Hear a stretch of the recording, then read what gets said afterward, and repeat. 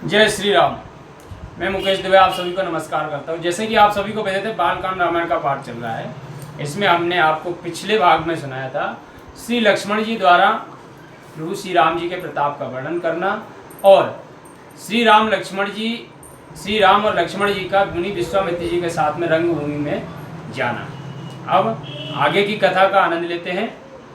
आइए श्री राम जी के चरणों में मन लगाएं कि कहे मृदु बचन विनीत तिन बैठारे नर नारी उत्तम मध्यम नीच लघु निज निज थल अनुहार लखन सिया रामचंद्र शंकर हरिओम।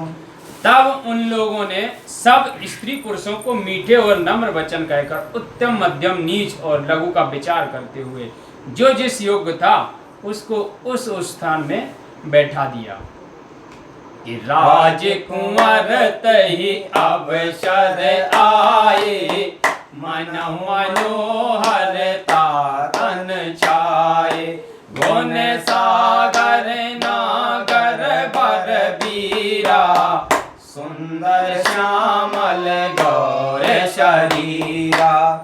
उसी समय राम लक्ष्मण जी वहां आ गए, मानो उनके शरीर में मनोहरता छाई हुई है।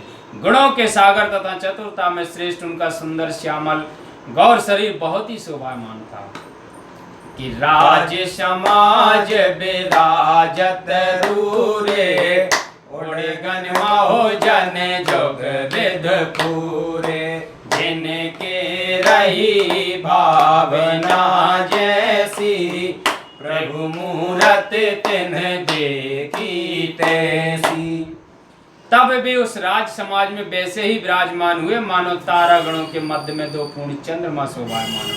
तब जिसकी जैसी भावना रही उसने प्रभु की मूर्ति को वैसा ही देखा कि देखा है रूप महारन धीरा मनो वीर रसोधरे शरीरा डरे कोटलन प्रभु निहारी मनो भयानक मूर्ति भारी। राजाओं ने राम जी को महान रणधीर देखा मानो साक्षात वीर रस ने शरीर धारण किया हो।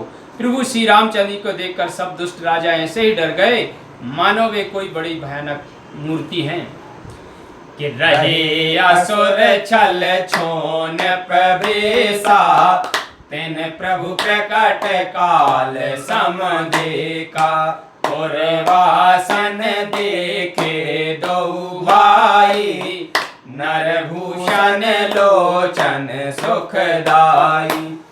वहां जो असुर राजाओं के वेश में छिपे हुए थे उन्होंने प्रभु को प्रत्यक्ष काल के समान देखा, परंतु पूर्ववासियों ने राम जी को नरभूषण और नेत्रों को सुख देने वाले के समान देखा।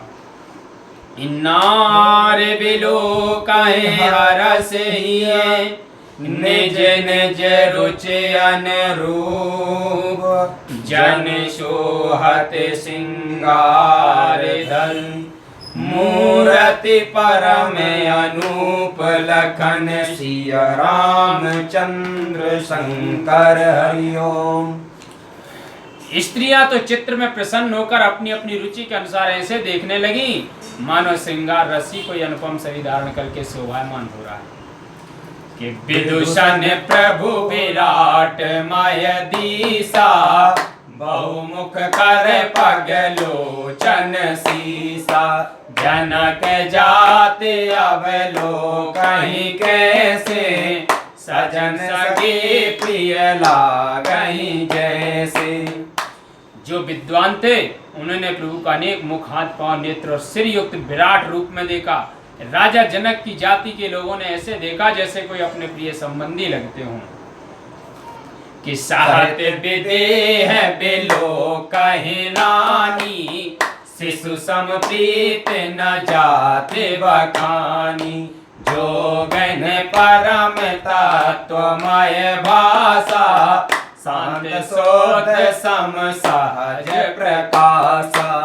और रानी सुनैना सहित राजा जनक तो प्रभु को शिशु के समान देखने लगे जिनका प्रेम वर्णन नहीं किया जाता, परंतु योगियों को वे शांत शुद्ध और मन में सहज प्रकाश करने वाले परम तत्व के समान भासमान हुए कि हरि भगतन देखे दो भ्राता इष्ट देव एव सब सुख दाता राम चितव भाई जय सिया सो स्नेह सुख नहीं कथनीया। भगवान के भक्तों ने दोनों भाइयों को अपने इष्टदेव के समान ही सब सुखों का दाता देखा, किंतु जिस भाव से श्री राम जी को सीता जी ने देखा उस स्नेह सुख का वर्णन नहीं हो सकता कि ओरे अनुभव न कहे सक सो कवन प्रकार करे कवि को यही विधि रहा जाहे जस भाऊ तेहि तस देखे हो कौशल राव। क्योंकि हृदय के अनुभव को वह भी नहीं कह सकती है, फिर कोई कवि उसे किस प्रकार कहेगा। इस प्रकार जिसका जैसा भाव था उसने वैसा ही श्री रामचंद्र जी के रूप को देखा कि राजत राज समाज महु कौशल राज किशोर सुंदर श्यामल गौर तन विश्व विलोचन चोर लखन सिया रामचंद्र शंकर हरिओम। इस प्रकार सांवले और गौरे विश्व के नेत्र चोर अयोध्या के राजकुमार राम लक्ष्मण राज समाज में शोभायमान हुए कि सहज मनोहर मूर्ति दो कोटि काम उपमा लग सो शरद चांदन लग मुख नीके नीरज नयन भावते जी के।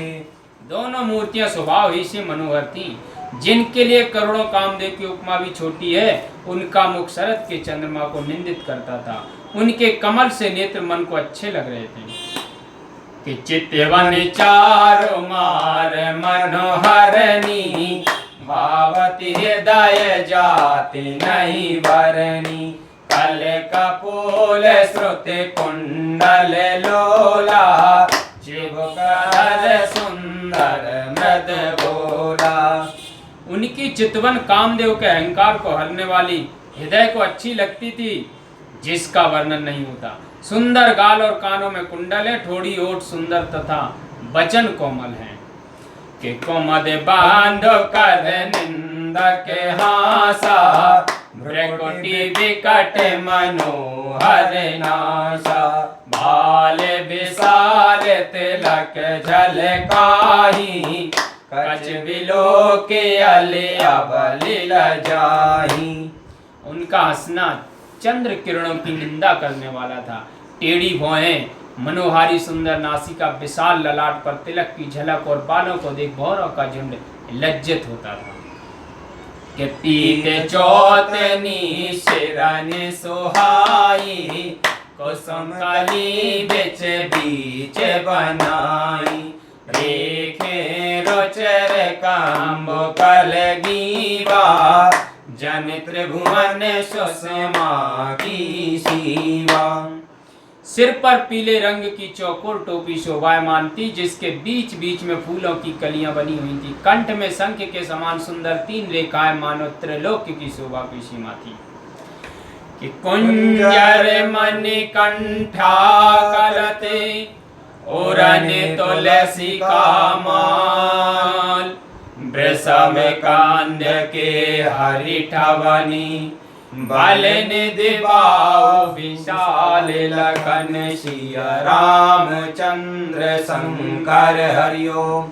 वे गले में सुंदर गजमोतियों का कंठा पहने थे, हृदय पर उनके तुलसी की माला विराजमान थी। बैल के से ऊंचे ऊंचे कंधे थे, सिंह की सी चाल थी और वे बल के धाम तथा लंबी भुजाओं वाले थे कि कट तू नीर पीत पट बांधे कर सर धनुष बाम कर कांधे पीत जागे अब बीत सुहाए नख सिख मांजो महा छवि छाए। कमर में पीताम्बर और तरकस बांधे, हाथ में बाण लिए, बाएं कंधे पर श्रेष्ठ धनुष और पीले रंग का यज्ञोपवीत शोभायमान था। उनके नक्शे शिखा पर्यंत महाशोभा छाई हुई थी कि देख लोक सब भये सुखारे, एकटक लोचन चलत न तारे, हर से जनक देख दो भाई, मुनि पद कमल गए तब जाई। उनके ऐसे स्वरूप को देखकर लोग ऐसे सुखी हो गए कि दृष्टि टाले नहीं टलती थी। राजा जनक ने भी दोनों भाइयों को देखकर प्रसन्न हो विश्वामित्र के कमलवत चरणों को जाकर छुआ कि कर विनती निज कथा सुनाई, रंगे अवन सब मुनि दिखाई, जह जह जाहे कुंवर बर दो, तह तह चकित चितव सबको। फिर विनय पूर्वक सारा समाचार कह रंगभूमि की का सब स्थान दिखाया। उनके साथ वे दोनों श्रेष्ठ राजकुमार जहां जहां जाते वहां वहां सब कोई चकित भाव से देखते थे कि निज निज रुख राम सब देखा, को न जाने कछु मरम विशेषा, भले रचना मुनि नृपसन कहूँ, राजा मुदित महा सुख लयूं। अपनी अपनी रुचि के अनुसार सब लोगों ने राम को देखा, परंतु भेद विशेष कोई न जान सका। विश्वामित्र जी ने जनक से रंगभूमि की प्रशंसा की तो राजा जनक बहुत सुखी हुए कि शावे मंचन ते मंचो एक, सुंदर विशद विशाल, मुनि समेत दो बंधु तह, बैठा रे महिपाल लखन, सिया रामचंद्र शंकर हरिओ। तब राजा जनक ने विश्वामित्र सहित दोनों भाइयों को लाकर एक बड़े मंच पर बिठा दिया जो सब मंचों से बहुत ही सुंदर था। बोलो सिया बोले रामचंद्र की जय हो।